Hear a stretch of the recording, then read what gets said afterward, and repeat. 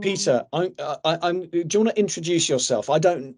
I assume you know Janice, but you may not. So, do you want to say hello, and then Yeah. everyone We've can not say met hello before. back to you? Yeah, hi. So I'm Peter George. Recently joined Ealing about 3 months ago as the Strategic Director for Economy and Sustainability. So my remit includes all housing delivery, planning department, regen, economic development, parks, leisure, and reporting to the Chief Exec, Tony Clements here. Nice to meet everyone. I was previously leading Meridian Water in Enfield Council for the last 8 years or so. Thanks, Peter. Janice? Janice Morphet at a lifetime's work in local government and central government, started in Enfield, and I live in Ealing. So there we go. So really, I'm retired now, but I do this research at UCL on looking at how local authorities are providing housing and make this available. This is the fourth time we've done it since 2017. So. Great stuff. Thanks, Janice. Joanne? Hi, Peter. I'm Joanne Payne, Service Manager for Housing Growth Delivery within Sheffield City Council. Obviously working with my boss, Kerry Bollington, as Head of Housing Growth, and her boss is the new Head of Development and Regeneration within Sheffield Council under our City Futures portfolio. Okay, thanks, Joanne. And Lucy? Hello, Peter. Our paths have crossed a few times, but to introduce myself properly, I'm Lucy Webb. I'm a Director at Inner Circle and work across our Prosperous Places programme, which is pretty much your portfolio of everything with economic development, regen, housing, etc. But I've had a particular focus on our housing work over the last couple of years. Have you done much on parks, Lucy? In my previous life, not in ICC life. Loads of parks in my previous life. Sorry, Janice, say again. No, I've worked on parks in a previous life as well, in Tower Hamlets. I think we all have. As a QS and project manager, I've done lots of parks. But loads of experience for you to draw on, Peter, if it's needed. Right. Nice to meet everyone. Thank you all again for joining us today. We got a decent crowd, I think, we're expecting to join as an audience, and the objective, just to sort of reiterate the basics, the objective is really to sort of dig into the latest round, the fourth round of research that Janice and her colleague Dr. Ben Clifford have undertaken for Bartlett School of Planning at UCL, and that is research. It's an initial desktop survey into what the activities are that councils are engaged in house building, and what the evidence for that actually is. And it's going to be followed up by several months worth of roundtables and other research over the next few months, and then all of that's going to be published in September. So we're getting a sort of sneak preview of the initial findings to share with viewers. And what I wanted to do was just run through in 3 sections, so roughly sort of 15 to 20 minutes on each of the 3 sections, to talk about, firstly, what the numbers tell us. So Janice will give us an overview of what she's found out, and then I'd like you each to reflect on how that resonates or differentiates from your own experience in your own borough, and any observations and reflections. Then I wanted to talk a bit about, Janice, to present us a bit on some of the key changes and interesting sort of trends since the last set of research a couple of years ago, and again we'll go around the panel and get your observations and reflections, and then finally, what are the blockers at the moment, what's disrupting delivery, and how are councils getting around that and overcoming it and responding to it, and then again around the panel to talk to you each about how you're overcoming difficulties and challenges. So, and that'll take us through to an hour, and I'll do a sort of 1-minute summary at the end, and then close us off at as close to 1:30 as I possibly can, because I'm sure you've all got the delight of more Teams meetings, or maybe even a lunch break. You never know, to get to as quickly as possible. So we'll knock off at as close to 1 1:30 as possible. Does anyone have any questions about any of that? Fantastic. Cards on the table. I've never done one of these on Teams before. I've been an exclusive Zoom user, as you all know from the past. So I don't know quite how the audience stuff is going to work. I suspect, I'm prepared to be saying, please could you mute, and please could you, stop interrupting us a few times. I may have to do that, I don't know. But what I really want to do is give you guys as much of the airtime as possible and make sure each of you gets an equal amount of airtime. And I'm going to encourage the viewers to be going into the chat and Q&A with questions.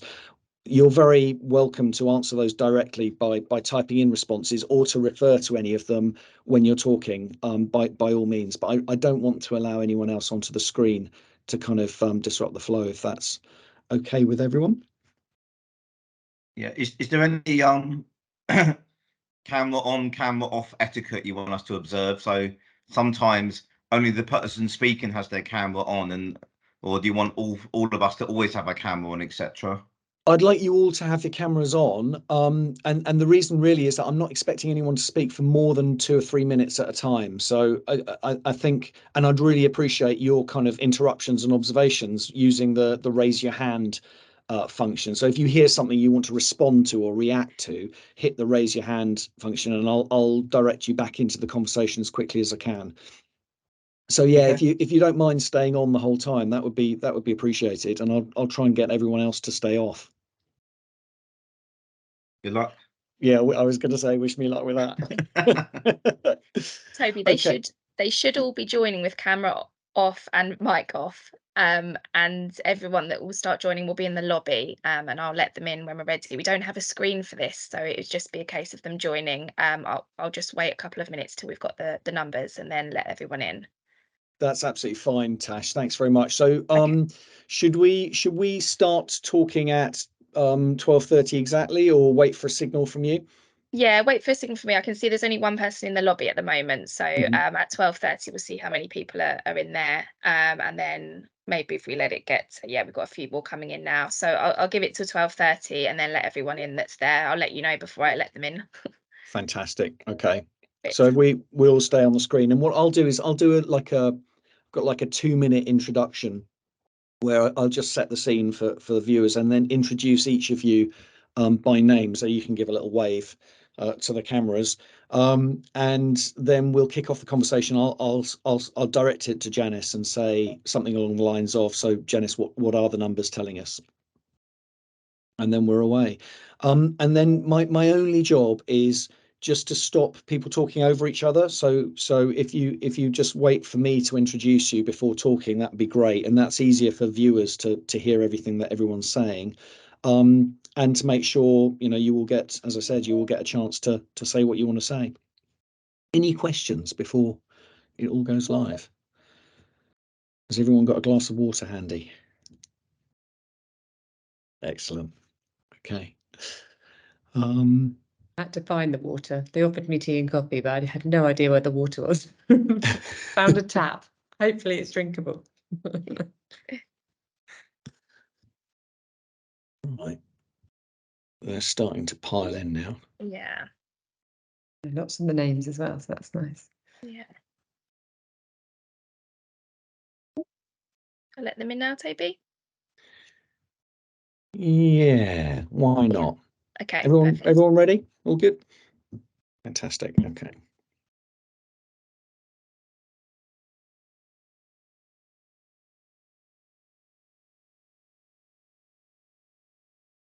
Good morning, everyone, and welcome to the Inner Circle webinar, where and how our council's building homes.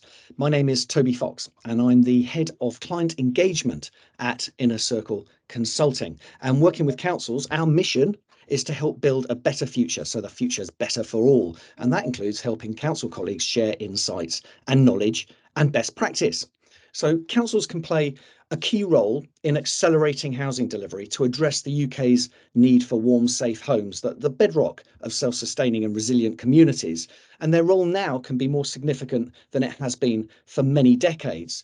So which councils are actually building new homes, and where are they doing it and how? And mischievously, I can't help but want to know which are the 19 councils not actually building any new homes.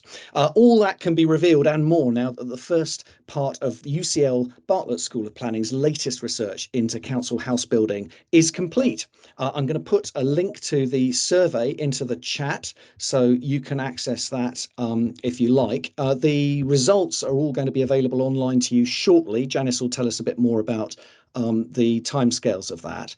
And indeed, we're here in the meantime to hear from the co-author of that research, Professor Janice Morphet, on her insights and the reflections of an expert panel in what I hope will be a lively discussion of council house building activities and how local authorities and their partners are seeking to overcome current obstacles to continue to accelerate delivery. So to stoke that discussion, it's a pleasure to welcome, in alphabetical order, Peter George, who is Strategic Director of Economy and Sustainability at the London Borough of Ealing, Janice Morphet, Professor Janice Morphet, who is Research Co-author at Bartlett School of Planning, Joanne Payne, who is Service Manager for Housing Growth Delivery at Sheffield City Council, and Lucy Webb, who's Director at Inner Circle Consulting. Now, we're going to structure the conversation over the next hour as a sort of three-part discussion. We're going to start with asking what the numbers tell us about council house building activity, and then we're going to move on to key trends and changes since the previous 3 rounds of research took place. And finally, we'll finish by talking about what's disrupting direct delivery and how councils are facing up to those challenges. And in each part, audience, we want to soak up as much insight from our panel and from yourselves as possible. So please use the chat to share your own observations and experience. Let's get started with our first discussion. Janice, with apologies for the quality of your connection, but our great thanks for joining us as you go through the unique joys and agonies of moving house. Tell us a bit about the programme and how the research works and what the numbers are telling us. Right, thanks Toby, and thanks everyone for joining today and your interest in this. So this in 2023 is the 4th time Ben Clifford and I have actually looked in detail at how councils are providing homes, and we take that definition quite broadly. So it might be directly building, it might be in a joint venture, it might be with a housing association, but nevertheless there's some purposive relationship about delivering housing. So that's where really our starting point. We do 4 bits in this research, and really this is just about the first part of the findings, and there will be more to come in the autumn.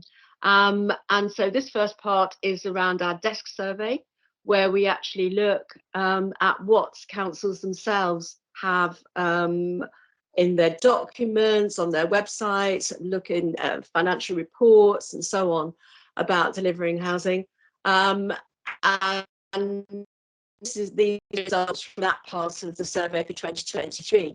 And what we find is that 94% of councils are active in delivery if we take our definition. If we look back 2 years to 2021, we had 80% of councils self-nominating as delivering. So, there's a goodly number, and we'll see when we do our direct survey how those numbers are holding up. We also look at how councils are themselves supporting the delivery of affordable housing through their corporate strategies. And in 2021, there were 80% of councils with that, and now we're down to 76%.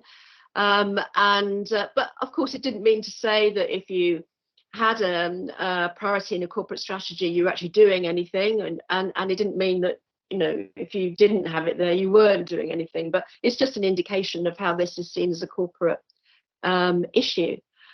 We found that the number of councils with housing companies has reduced from 83% to 80% in the last 2 years. But that's again because I think councils have looked at other methods, including setting up housing associations directly, or going back to the HRA, or focusing on the HRA. So there are lots of reasons why you get that change, and a slight reduction in joint ventures, from 72% in 2021 to 69%. So the level of activity is still high. Overall, we've looked at the number of councils that appear to be what we call very active, and this is really done by an inspection of all the results, which are done in a table A to Z. If you want a copy, it's not available online yet, but I'm more than happy to send you a copy if you email me or email Natasha. We can send you a copy very quickly. And it's A to Z, and everything we found that a council's doing, whether it's sites, whether it's the name of their JV partners, the name of their company, and it's all web links, so you can look for yourself to see what you think, and contact the councils if you want more information about what they're up to. So say we found 23% to be what we call very active, and very active means using multiple methods and means. So obviously those who are just starting councils are often just using one method, doing a few garage sites, maybe doing a bit of estate regeneration, doing maybe in some cases a bit of acquisition and refurbishment. But we think now about a quarter of local authorities in England are now using a range of methods, and this is increasing every time. So I know we're going to talk about the difficulties that there are at the minute, but in the last 2 years, I think we've seen an enormous strengthening and developing and maturing of local authority housing delivery, and perhaps it's now gone to be a mainstream activity rather than something that you just do as on the side, if you like, a nice to have. And that's because need is also increasing, and costs are increasing in terms of other provision for homes. So there's a pressing need on councils to be active, and what we're seeing is that response, I think, in multiple ways. Fantastic, Janice. Thank you very much indeed. Joanne, from the point of view of Sheffield, is your housing programme strengthening and maturing in the way that Janice has described? So I think I agree with Janice, particularly with regard to rather than housing delivery being a sideline, being actually more of a focus. It's definitely something that's a priority for the hierarchy within the Sheffield City Council, and the team that I now work in was established in 2018 to actually deliver more affordable housing. So in Sheffield, we've got an identified need, not a target, a need of 902 homes, affordable homes per annum. And we want within the councils to try and contribute to building back up the stock that is needed, but also Sheffield Council has been losing, and as other local authorities, between 250 to 300, and even last year peaked at 400 homes per year under right to buy. So obviously we need to maintain the existing housing stock. So we've got, as per Janice's research, we've got stock increase programme to add in 3,100 additional stock units over a 10-year period up to 28-29. And that includes a mixture of new build, delivery and acquisition. And the acquisition will be, for example, Section 106 private developers, market acquisitions, but also existing, as we call general acquisitions, existing properties that are potentially on the market that we want to bring back into social housing use. And currently we've actually delivered to the end of to the end of this year, we've completed 346 new build out of that programme, but actually overall in our total programme, including acquisitions, we'll have added in 1,100 new stock out of our programme, which is great. So as Janice says, we're definitely keeping the pace up with regard to trying to do what we can, especially in the current climate, to deliver additional stock. Also, we, as per Janice's report, we have a housing company as well. So we have Sheffield Housing Company, which was a programme again to deliver just over 2,000 homes over a 10-year period up to 26-27. They are cracking on nicely with that, with 1,200 already delivered and 866 remaining. We must say, even though we're moving ahead, and as Dan has said, we will talk later about difficulties that local authorities are facing at the moment, that it just must be said that we are, as currently got Sheffield Council got their new local plan revision out into consultation, which states that the city has capacity to deliver 36,000 new homes over a 17-year period, which is massive.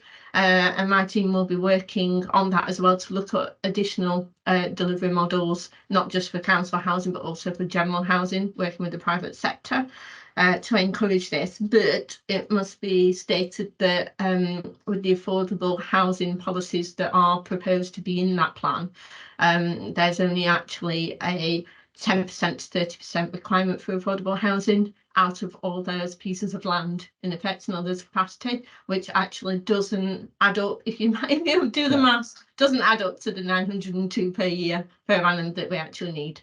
Yeah, there's trouble ahead there, Joanne. Thanks very much. Peter, do you want to give us the outline of your programme in Ealing as well, and reflect perhaps on Janice's findings nationally? Yeah, sure. So I joined Ealing about 3 months ago as the strategic director there, and Ealing's got a really kind of ambitious and actually really impressive track record in kind of delivering affordable homes. So we have made it a corporate priority to deliver what we call generally affordable homes. So being in West London, there are parts of the borough where what the London plan and the GLA will define as affordable housing, we don't actually think is going to be affordable for a large number of our residents. So we use our own kind of terminology, which is generally affordable homes, and our target over the course of the next 3 years or so is to deliver 4,000 genuinely affordable homes. And we have a very kind of robust approach via planning, where even in challenging times such as this, we will be seeking 35% affordable as a minimum, and really pushing all of our partners to be hitting the London plan target of 50%. The council has been successful to date. I think the last data put Ealing in the top 2 performing London boroughs when it comes to delivering affordable homes. So we're really proud of that, and we want to build upon that. In terms of kind of how we're delivering the homes, so Ealing does also have a housing company with an RP within that family. So we have Broadway Living, which is one of the ways that we're promoting development opportunities on council-owned land. We've also got a very active estate regeneration team. We've actually got 8 estate regeneration projects underway at the moment, which I think has got to be one of, if not the largest number of kind of estate regen projects simultaneously happening in London. And the team's been really strong at kind of organising those and kind of working with the residents.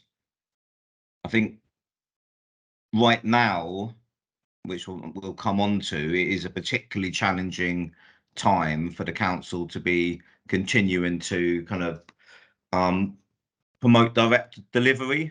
So I think Ealing's always taken quite a mixed approach in terms of part direct delivery, part working in partnership, part having RPs and developers coming forward.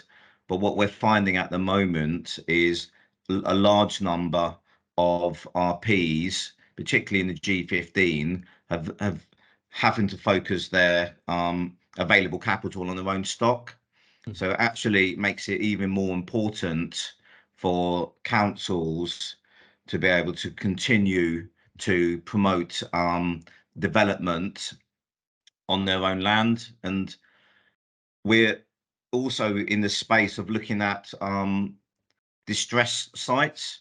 So we've had contractors go under or on the brink of going into administration, and we've also got developers knocking on our door saying they can't sell the blocks that they built for private sale. So another way that we're delivering is actually by acquiring or starting to negotiate with developers to acquire blocks that was originally intended for private sale or build to rent, and actually looking at that as an opportunity to get a bulk buying discount and to provide that as affordable housing. So we're looking at a range of means.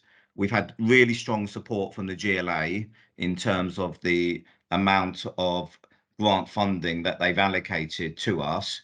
The challenge for us now is how we can deliver that in these difficult times. We've also got our regulation 18 local plan transitioning into a regulation 19. So by the end of the year, we're hoping to have approval to start consulting on and moving ahead with our regulation 19 plan. What that plan does, I call it a partly kind of like a site allocation plan. So it's really open to business in terms of all of the available sites that the council thinks is suitable for housing development. So as big a role as the council's got, we're making it as easy as possible for the planning system, both with our local plan and also the development management team is continuously a top quartile performer.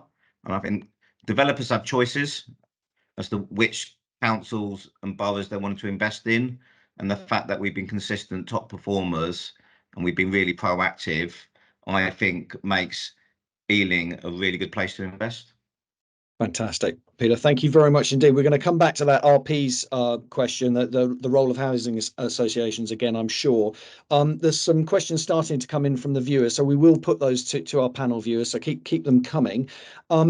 Lucy, what trends what do the numbers tell you from across the kind of inner circle client base, and how do they compare with what we've heard from Sheffield and Ealing and that national picture that Janice painted? Well, firstly, I think it's hugely encouraging to hear those numbers and the fact that the trajectory is going in that direction. It mirrors what we're hearing from councils. I think Joanne's point about the focus on need is coming through incredibly strongly from local councils, and Peter's point on genuinely affordable homes.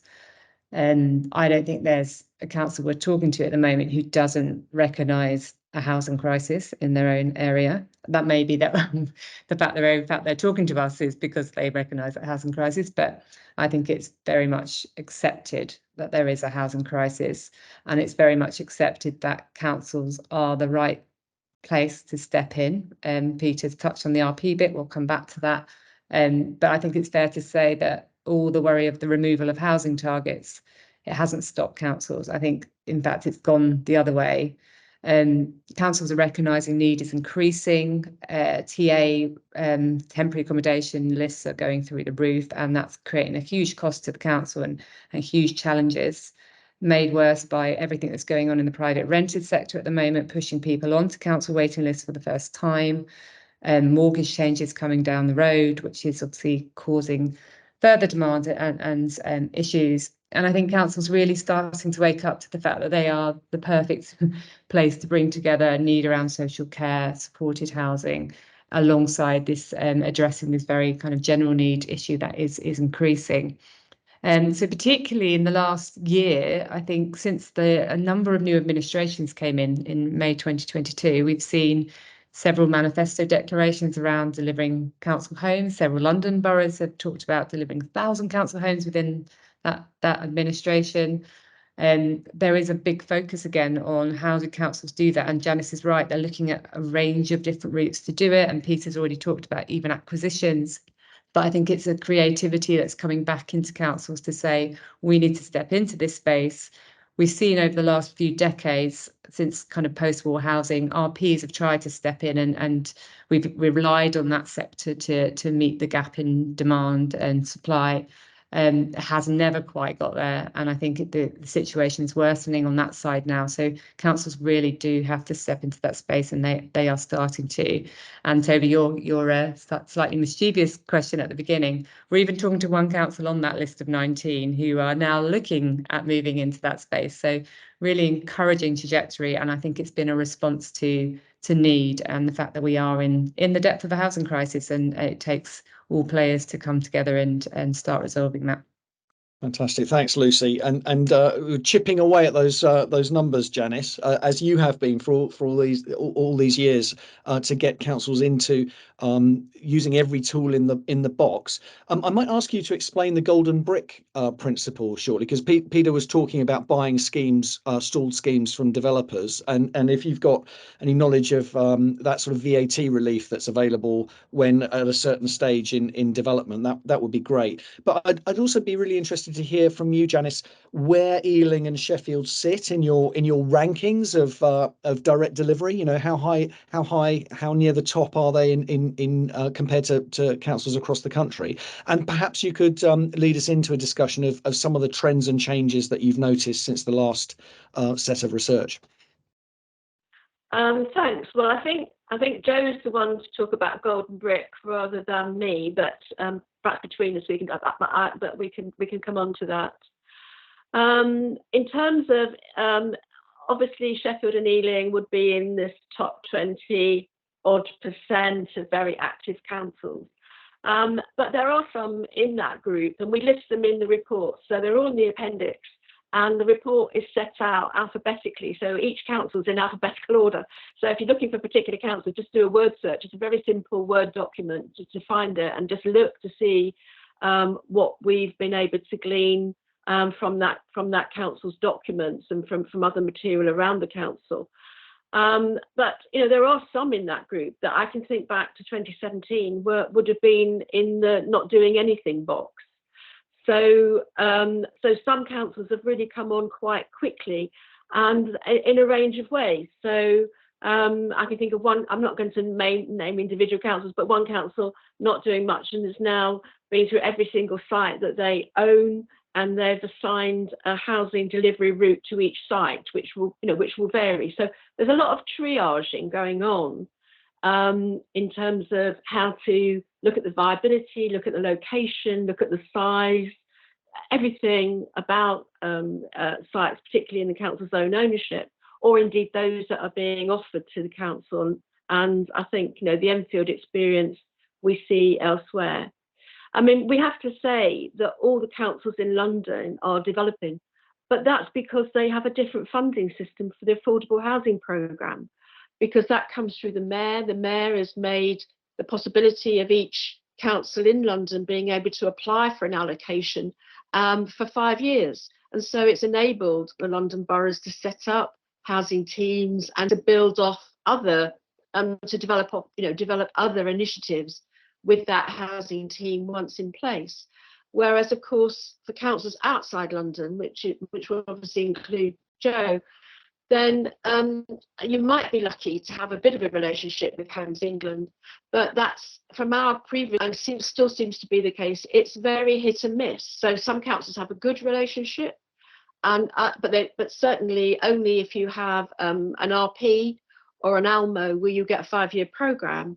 Other than that, you're really dependent on a scheme by scheme basis, and you know, each scheme might be something different.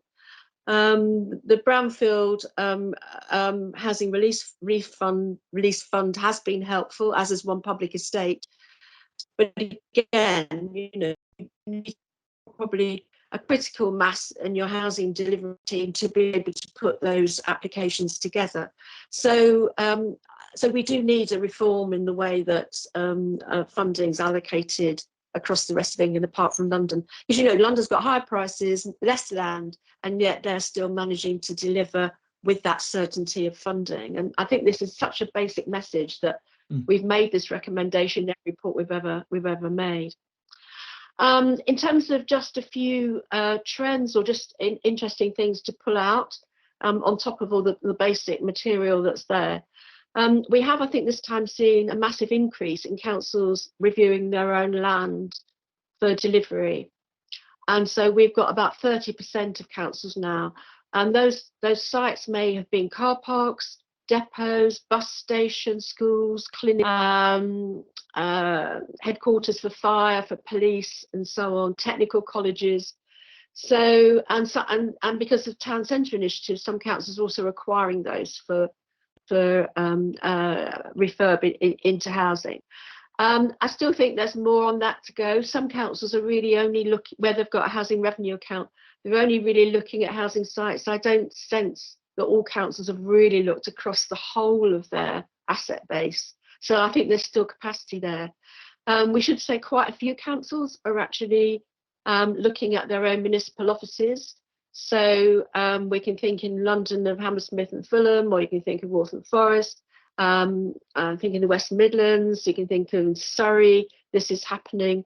And whether that's a wholesale redevelopment or whether it's partial conversion, quite a lot of councils are buying department stores in their town centres and either putting funding into conversion or moving into them and creating public service centres in the town centre with other public bodies, and then redeveloping maybe a headquarters site slightly on the edge of town or outside town for housing. So there's a huge amount of that kind of initiative going on. In terms of MMC, we're always asked about this, and we found that 11% of councils, so not a huge number, are actually seeking to use MMC, and that's that might only be for one or two developments or temporary accommodation pods and so on. But it's also true to say that I think that in comparison with the private sector or private sector developers, the local authorities don't really count the off-site construction of components which go into housing, which are very much part of housing delivery, which are also part of MMC. So this 11%, I think, really represents the house being, craned in, rather than thinking about other housing construction methods using off-site components. So there's probably more going on than that 11%. This time, for the first time, we've actually looked at councils including some aspect of housing within their climate action plans. Now, this is we haven't done a really deep dive into this, so it's quite thin, but it might be about energy, it might be about standards, it might be retrofitting their own homes, but some action around housing. So that, I suspect, will build in coming years.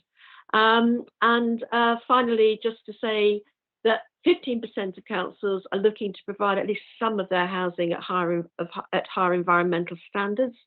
That might be passive house, that might be about energy, or it might be what councils describe as higher environmental standards. So we've tended to use the terms that councils have used rather than trying to second guess what that might mean. But again, these are all listed in the report. So if people want to see other councils, if they're thinking about doing some of these things, the councils are listed there, and you would be able to look at the details and contact them, I'm sure. So viewers, if you put your email address in the chat, we'll make sure to get you a copy of Janice's report that way. And Janice, did you say, when you said the number of councils that are incorporating housing into climate action and vice versa, was that 15, or was it 50%?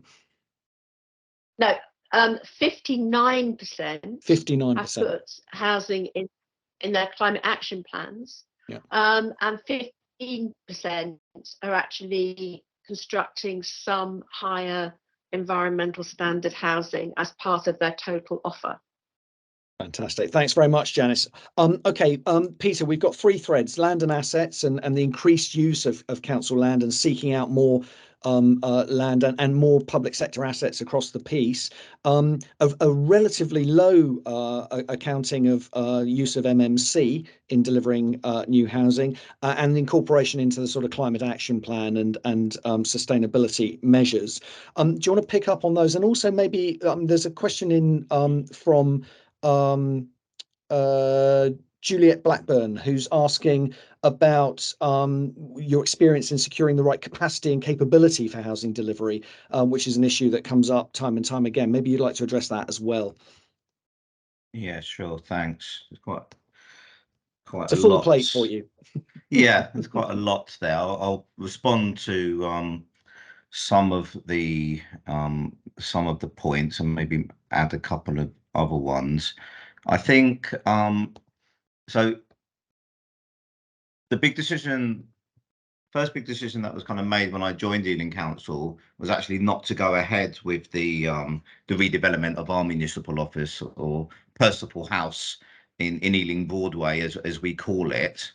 And there were different reasons for that. And one of the reasons, which is particularly challenging in London, is the so-called kind of double staircasing issue, where you have to put additional staircases over particular heights for fire safety measures arising from Grenfell. But the other reason, and this is kind of brings a bit of tension into kind of redevelopment proposals, is climate change. So we've now adopted a planning position of retrofit first. So for future estate regen projects and for future demolition and new build coming through the planning system, what we're going to be expecting is, where there's demolition proposed, we'll be expecting them to demonstrate in the first instance why they can't retrofit in order to deliver new homes. Where it's absolutely proven that demolition, either partially or wholly, needs to happen, then secondly, we're going to be expecting all future applicants, including on council-owned sites, a demonstration of the extent to which materials can be reused. And I think reuse of materials is an area that I feel the sector's is at quite an embryonic stage. I think we need to get a lot more mature, and we need some really good examples of how materials can be reused into new developments, and it is something that we are really keen on at Ealing. And it's only once that has been proving through like a sequential test type approach that the council will contemplate complete demolition and new build. So it is going to make it more challenging, I think, in the future to move ahead with estate regen projects. But I think we personally think that's quite right, and probably long overdue. And we'll be looking alternatively at how we can deliver homes via infill or kind of extending existing blocks. So that's one point. I think second point I wanted to pick up on is about MMC. This is something that we are looking at and including in some of our schemes. I think from what I'm seeing, many in the industry are kind of pursuing this, particularly on a kind of, a bathroom or kitchen pod type basis, because we use the word MMC, but it's actually there's quite a spectrum there. And I'm not seeing many in the industry do complete off-site manufacturing and delivery. And what we have seen, though, in the last year or so, is a number of those factories going bust, because they're only viable if they've got consistent and regular pipeline of delivery. And even the major developers and institutions have failed to be able to generate that kind of consistency around the pipeline, which has caused those factories to really suffer. So I think that there is a bit of a challenge there. I think there is a housing crisis at the moment. There's long been an affordability crisis, particularly at the lower end of the market. What has happened in the last year or so, I think is particularly extreme in London, is we've now got a crisis in the private rental sector. So since the pandemic, there are 40% fewer private rental homes in London, which is quite a staggering figure, putting real pressure on rents. It means there's incidents of quite poor behaviour from landlords and being quite selective and discriminatory in how they're kind of choosing tenants. So the supply and demand dynamics is completely off kilter at the moment.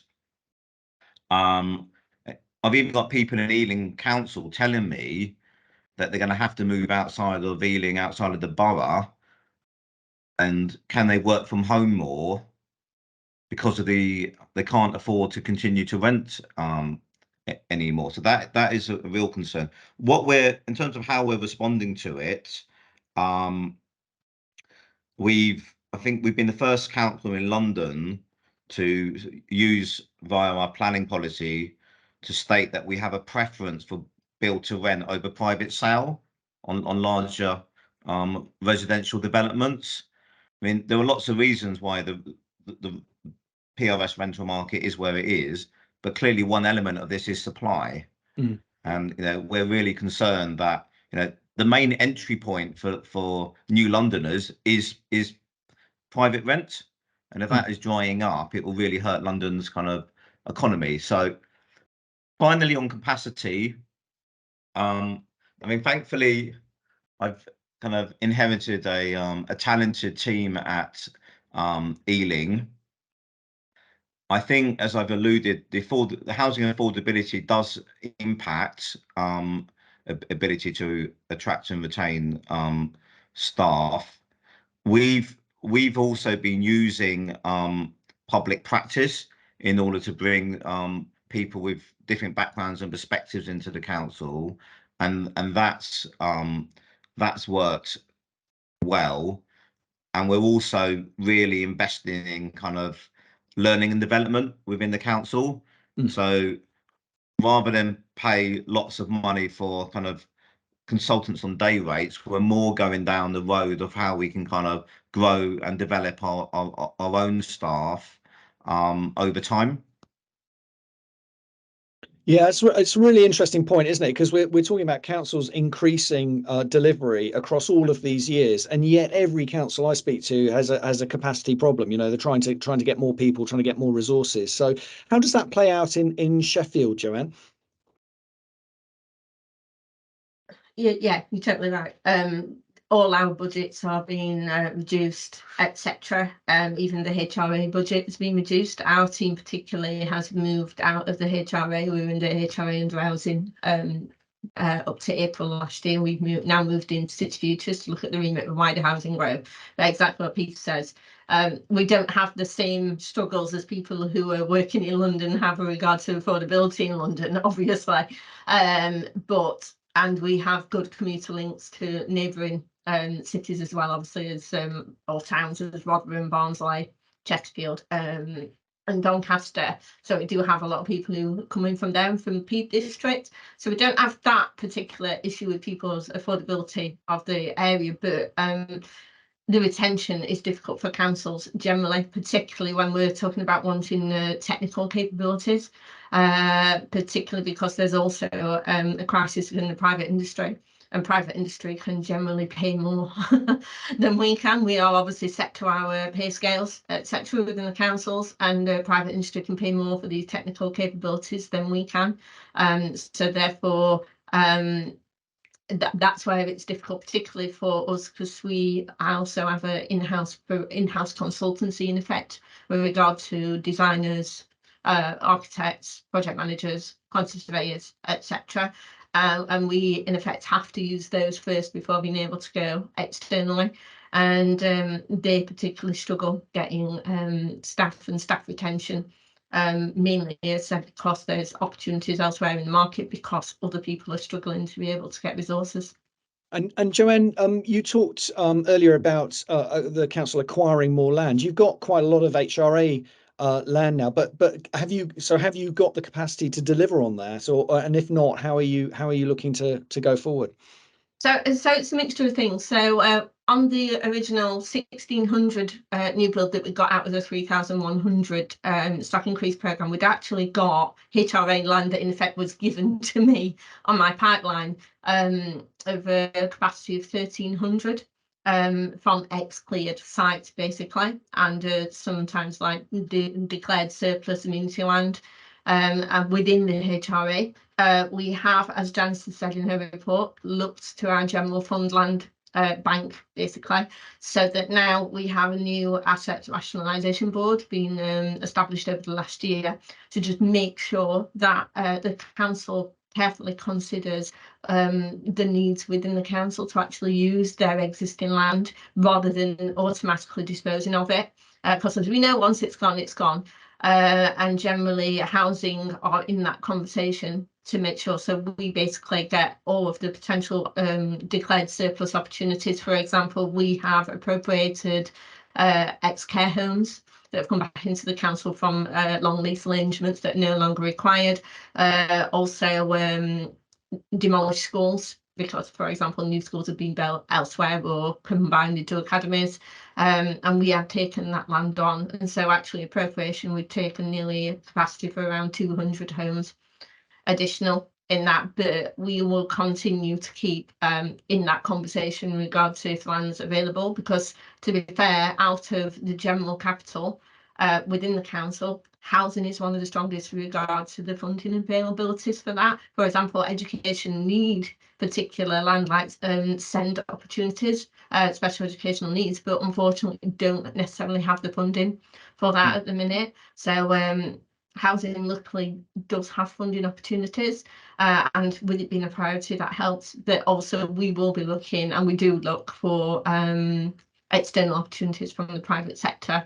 And similar to what Peter's saying, not just the land opportunities, but we also do get approached by the private sector in regard to, again, a block of flats that they don't want to put on the market necessarily. It's not necessarily viable. They want to look at selling it to us as a bulk purchase, basically. Great stuff. Thanks, Joanne. So Lucy, there are loads of threads we've got going now, so pick up on any of those as you see fit. And also a question in from Barbara Brownlee asking about that 40% reduction in private rentals. What's your in your sort of experience, where have those homes gone? Are they all owner occupation now? Yeah, and actually it's striking me when Peter was talking. I was talking to a colleague the other day who's been thrown out of her private rental house because the landlords decided to sell it. Makes no sense for him to keep it anymore, and he can get good value in the private market. And she was regretting leaving her purpose-built build-to-rent unit where she knew it would be perfect. It would continue in a rental opportunity long term. So I think there is a real dimension there of, you know, many single landlords or small landlords who are in it for making for the asset that they have. Now re-questioning that asset and thinking about selling it into home occupation, and compared to actually providing a good set of supply around the private rented sector in the build to rent market, exactly as Peter's saying, which gives a lot more security and kind of comes back to the continent and how much more secure rental situations are there. So I think that is definitely what we're seeing playing out. And I also there were many threads, and I won't fill up the last 16 minutes, but I just wanted to pick up on a number of bits around, I guess, economies of scale and capacity, because I think there are many sections in that. One being around skills and both within local authorities to deliver, but even into the retrofit and MMC world, and the fact that we don't have the supply chain there or the skills in place to have a mature industry around that yet. And there definitely needs to be further action in that. But in terms of the opportunities to bring economies of scale to make things like that more viable, and also to think about secure pipelines of housing land and housing delivery, there are new partnerships forming, and across the public sector in particular. So different parts of the public sector, as Janice already talked about, of MOD land, health and education land, council land, rethinking those spaces which are not needed in the same way that as they were before, but trying to form those relationships is starting to happen. We've recently worked with Surrey County Council. We're working with the Association of South Essex Local Authorities, and we're talking to other county council level who are trying to take leadership around bringing together a number of different local authorities as a partnership to consider the sharing of resources, capacity, but also to develop between them a really secure pipeline of housing land delivery, which has opened doors to conversations with Homes England, as Janice touched on, and really starts for these areas to be taken seriously as to the security of that pipeline of delivery, which Homes England is prick up and start to take these partnerships very seriously. Sorry, middle of London, I've got a siren going past, apologies. So there's very much something around the move at the moment of the recognition that it's quite hard for anyone to do this alone, and there is a need to come and collaborate together, and leadership coming from some of the top tier authorities to try and bring those partnerships together. But also, as Janice touched on, the role of one public estate remains, and there needs to be a continuation of those conversations to make sure we're making the best use of all public sector land. And the post-pandemic world has very much shifted, as Janice said, the need for all these office spaces that local authorities have and town centre spaces that are really starting to be rethought as to the best way to use to use each of those assets within in a way that balances housing, economic development, and really the 15-minute neighbourhoods, which is on the tip of everyone's tongue as well. So I won't continue, but I think there's a huge amount around partnership, which is essential, and we're starting to hear more and more moves towards, which I find really encouraging. Thanks, Lucy. I keep hearing 20-minute neighbourhoods now and 10-minute neighbourhoods as well. So I guess we all know, yeah, 5 would be great. I'm going to try and tie 3 questions together now for you from viewers, Janice, to take us on to the final part of the discussion. Shabnam Ali's asking what a council can do if they don't own housing stock, and I know you've got some useful pointers on that. Luke Tozer's asking about the viability gaps and how councils can kind of respond to that and keep delivering despite those circumstances. And that really leads on to Jay Patney's question, which is, what are the 3 biggest roadblocks or issues that are preventing councils from delivering? So do you want to sort of wrap all of that up into a conversation about the blockers, Janice? Right, well, thank you. Well, to take the first question, we look at 100% of councils, but only 50% have got housing revenue accounts. So there's still, a huge number of councils that are managing to provide ways of delivering homes, or have been, up to now, regardless of the fact that they don't actually own stock and don't have a housing revenue account. Now, a few have reopened, so some have taken that route. Quite a lot have taken a joint venture route on sites they might own.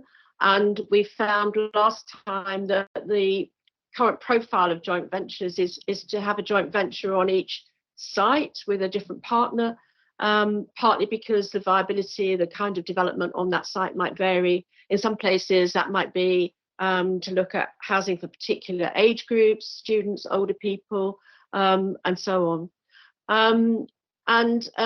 Quite a lot of councils are acquiring properties and putting that into companies or setting up housing associations themselves. No block on a council establishing a housing association. And we've also found, coming back to the reduction in rental stock, that some councils are taking on the management of properties that have been purchased through buy-to-let. So they're taking on the management and maintenance of those properties and giving a guaranteed income back to the owner. So that means they're not being lost from the stock.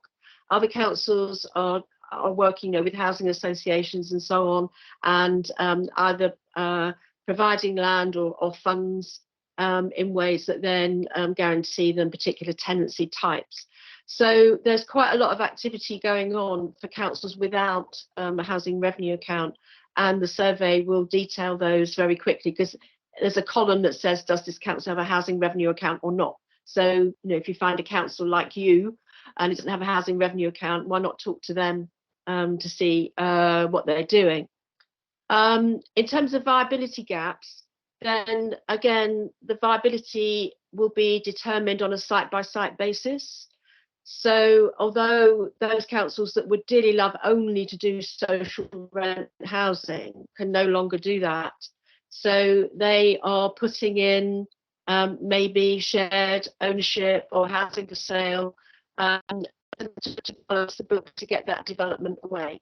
And others will be entering into long-standing joint venture partnerships. And again, the survey, I'm not going to name any names, but there are quite a few partners now that you'll see cropping up in different parts of the country who have these long-standing relationships with councils and seem to be trusted to help deal with that viability gap. And sorry, the last question was, it was really around the blockers, Janice. What are the biggest blockers? Yeah, sorry, I couldn't read my writing. What are the biggest blockers? Well, I mean, at one level, it's right to buy still, and outside London not having a guaranteed 5-year programme of funding. But you know, there are things you could do about that if you set up an HRA. You know, there are ways not an HRA, a housing association, so you can deal with that. In our survey, which is just going out, and the web link I think is in the chat, then we're actually asking people about whether the Section 114 notices that are going out, is that a blocker? Is it construction cost? Is it planning staffing issues? What blockers are there? So we should have quite a lot of detailed information about that. A bit later in the year, and we can feed that back as to what those primary blockers are. But I think I would twist that round and say, for most of the councils who are doing this, is kind of the motto is where there's a will, there's a way. And Joe and Peter, are prime exemplars of individuals and officers and councils where there's a programme, there's a need, and there's a desire to try and find a way to do something. And I think there are others who are doing this as well.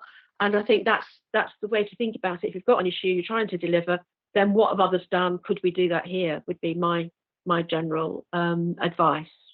Thanks, Janice. I'm going to hand that over to Joe first. And Joe, you've got some fairly innovative approaches that you're looking at. I know you're in a sort of a limbo position at the moment because you're awaiting some political decisions. But you've been talking about the possibilities of things like leaseback models from private investors and so on. So do you want to talk us through some of the ways in which you're responding to the current challenges?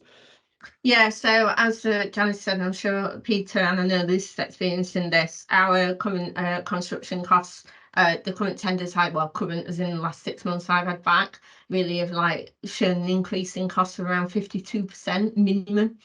And basically, as Janice says, we're looking at firstly different ways on the viability. So rather than purely sticking to a viability model, be it 30 years, 40 years, 65 years, etc., as Homes England will say, just shove out your viability model.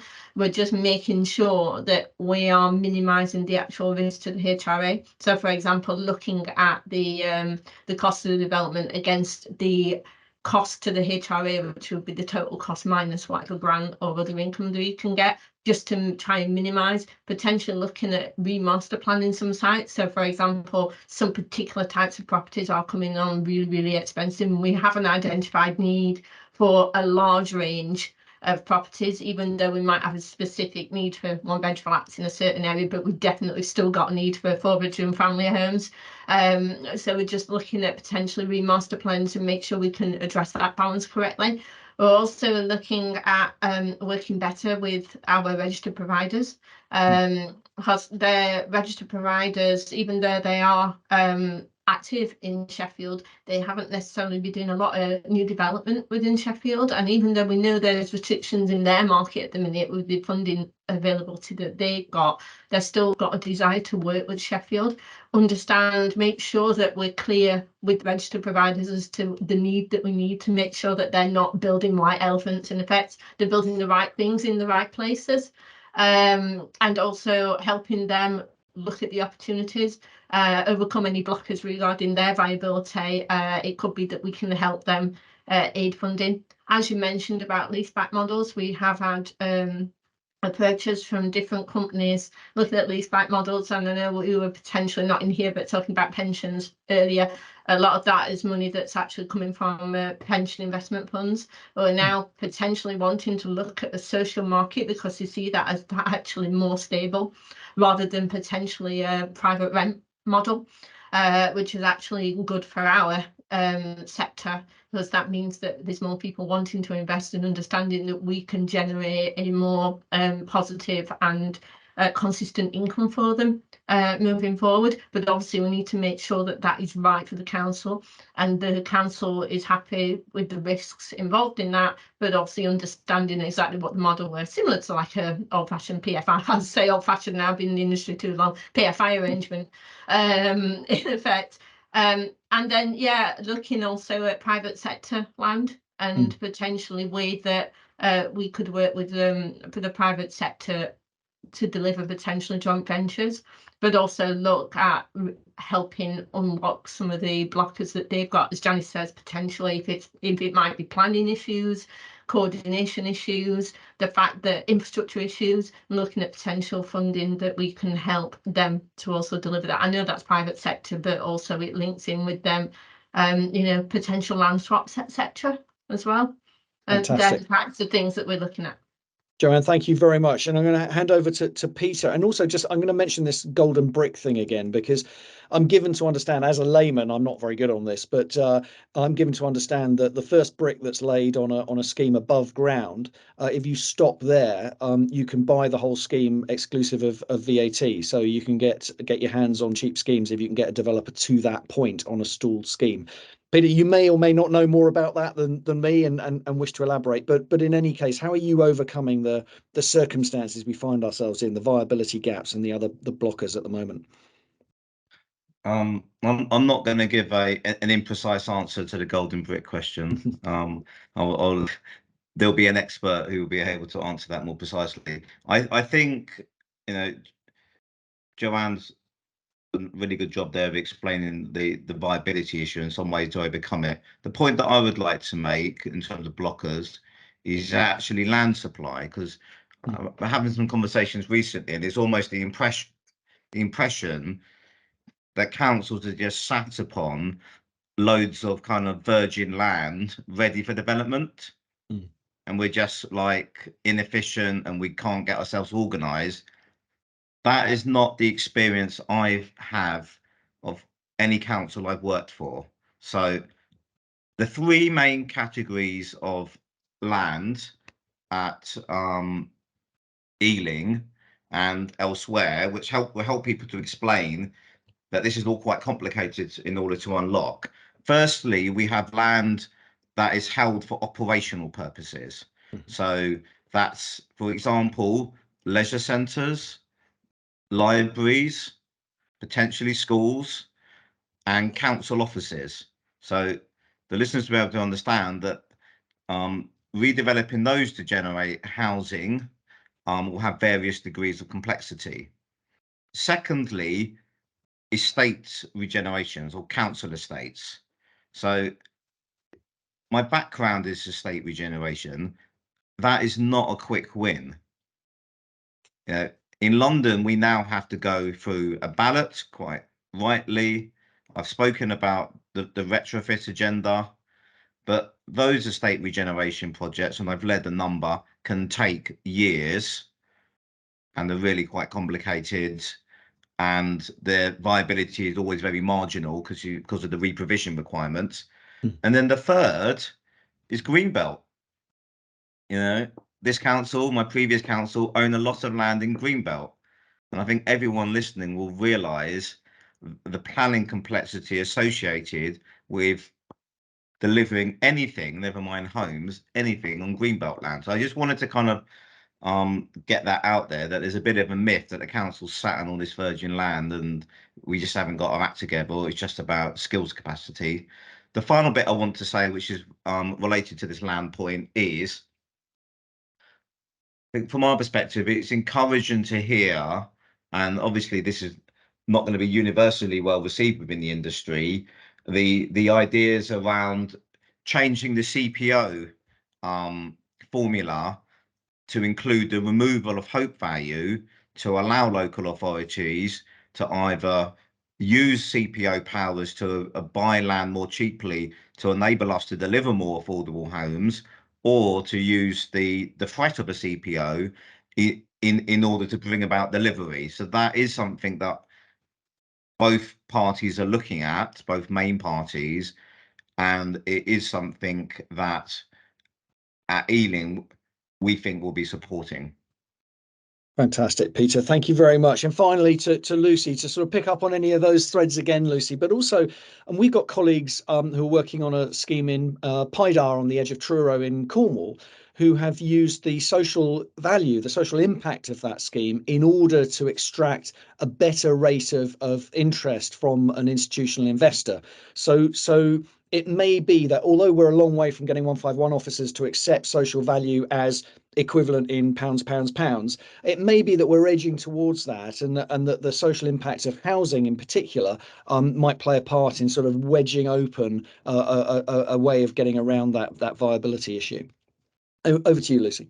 Yeah, so just to sum up, really, I think Janice touched on it. There's a lot of very nervous Section 151 officers out there at the moment. Section 114s have not helped in the slightest. The market being where it is, meaning schemes are becoming unviable or costs are escalating.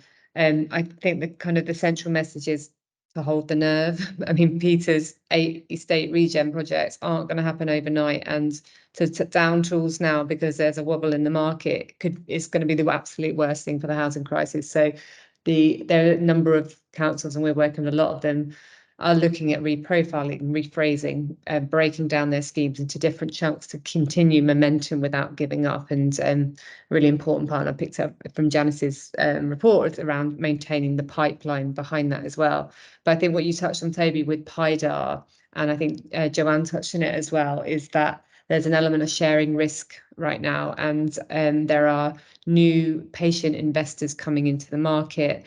And I think councils are looking for those partners, those investors, those developers who share the same values and can be those trusted partners for delivery. So the point around making the social impact argument or looking at the wider system as to why we're delivering housing, this isn't just a numbers game, it's about addressing revenue costs in the wider system. I think there are partners that recognise that now, and I think it's finding those matches between what those local authorities are trying to deliver and those willing investors and developers who match those values, willing to be patient and to come on board with those local authorities. So it's a shifting market, and I think local authorities are waking up to it. There's a lot of work to be done to calm the nerves of Section 151 officers, but there's new, intelligent and creative ways of that happening as well. And the Pydar example is a brilliant one as to how to start building that wider case as to what investment in housing delivers beyond just the bricks and mortar.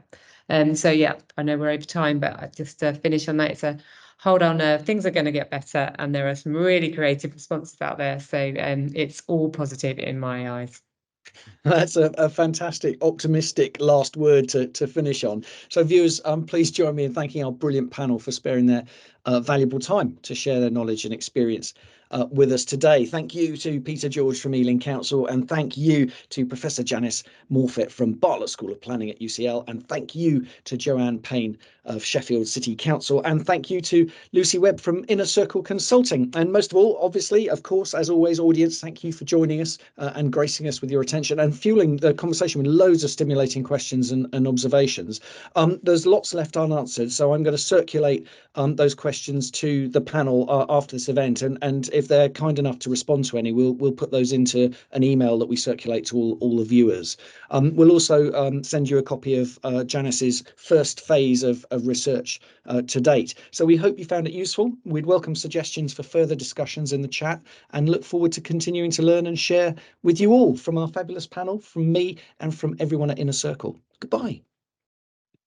Okay.